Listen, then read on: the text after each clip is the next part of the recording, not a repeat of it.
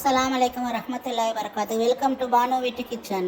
இன்றைக்கி நம்ம வீடியோவில் சௌசோ பருப்பு கூட்டு செய்கிறத தான் பார்க்க போகிறோம். வாங்க எப்படி செய்கிறதுன்னு பார்ப்போம். வீடியோ ஃபுல்லாக பாருங்கள், சேனலை சப்ஸ்கிரைப் செய்யுங்க. ஃபஸ்ட்டு நம்ம பருப்பு எடுத்து நம்ம நல்லா கழுவிட்டு ½ அன் ஹவர் ஊற வைக்க போகிறோம். ஏன் ஊற வைக்கணும்னா நம்ம குக்கர் யூஸ் பண்ணலை, நம்ம டைரெக்டாக இதில் தான் செய்ய போகிறோம், அந்த வடச்சட்டியிலே தான் செய்ய போகிறோம்.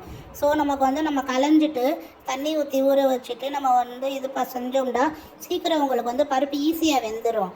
அதுக்காக தான் நம்ம இப்போ கழுவிட்டு நம்ம இப்போ ½ அன் ஹவர் ஊற வச்சுருக்கோம். நல்லா ஊறட்டும். அது ஊறுறதுக்குள்ளே நம்ம காயை நறுக்கிக்கிறலாம். இப்போ அடுப்பை ½ அன் ஹவருக்கு அப்புறம் பருப்பை நல்லா ஊற வச்ச பருப்பை வேக வைப்போம். ஸ்டவ் ஆன் பண்ணிவிட்டு நல்லா கிண்டி விட்டுட்டு பருப்பு வேகட்டும். பருப்பு நல்லா பாதி வெந்துருச்சு, தண்ணி பாதி வற்றிருச்சு. இப்போ இதில் நம்ம நறுக்கி வச்சுருக்க சௌசோ காயையும் தக்காளியும் சேர்க்க போகிறோம். சௌசோ காய் தக்காளி ரெண்டையும் சேர்த்துக்கோங்க.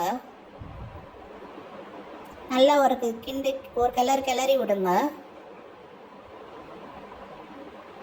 அடுத்து இதில் நம்ம மஞ்சள்தூள் சேர்க்க போகிறோம்.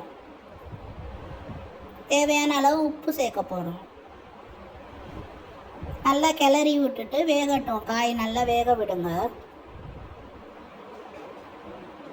காய் நல்லா வெந்து தண்ணி உங்களுக்கு ஃபுல்லாக இதாகிட்டு நல்லா பருப்பு சூப்பராக வெந்து ரெடி ஆகிடுக்கு நமக்கு பருப்பும் காயும். இப்போ அடுத்து நம்ம தாளிப்புக்கு ரெடி பண்ணிக்கிறலாம். கடாயில் எண்ணெய் ஊற்றி சூடானதும் கடுகு உளுந்த பருப்பு போடுங்க, சீரகம் போடுங்க, கருவேப்பிலை போடுங்க. நல்லா வெடித்ததும் நறுக்குன சின்ன வெங்காயம் சேர்த்துக்கோங்க. நல்லா வதக்கி விடுங்க. வெங்காய வாசனை செம்மையாக இருக்குது. அந்த இதில் நல்லெண்ணெயில் வெங்காயம் வதங்குற வாசனை சூப்பராக இருக்குது. இப்போ நம்ம பட்டை மிளகா சேர்க்குறோம். நமக்கு காரத்துக்கு பட்டை மிளகா மட்டும்தான் சேர்க்குறோம். அதனால் இது குழந்தைங்கள்லேருந்து பெரியவங்க வரைக்கும் எல்லாருக்கும் சாப்பிட்றதுக்கு ஏற்ற உணவு இது.